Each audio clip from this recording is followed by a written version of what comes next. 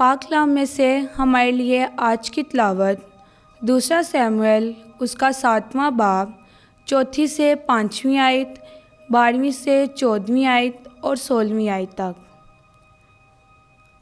और उस रात खुदावन नातान से हम कलाम हुआ और कहा, जा और मेरे खादम दाऊद से कह, खुदावन यूँ फरमाता है, क्या तू मेरे रहने के लिए एक घर बनाएगा?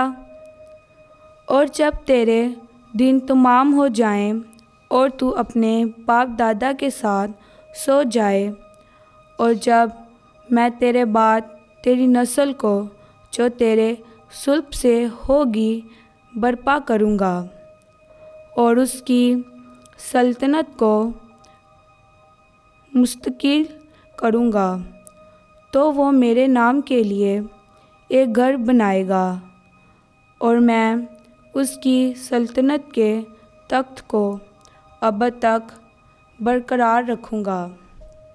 मैं उसका बाप हूँगा और वो मेरा बेटा होगा, और जब वो बदी करे तो मैं उसकी आदमियों की लाठी से और बनी आदम के ताज़ियानों से ताकीद करूँगा, बल्कि तेरे घर और तेरी सल्तनत हमेशा तक मेरे आगे कायम रहेगी और तेरा तख्त अब तक पायदार होगा।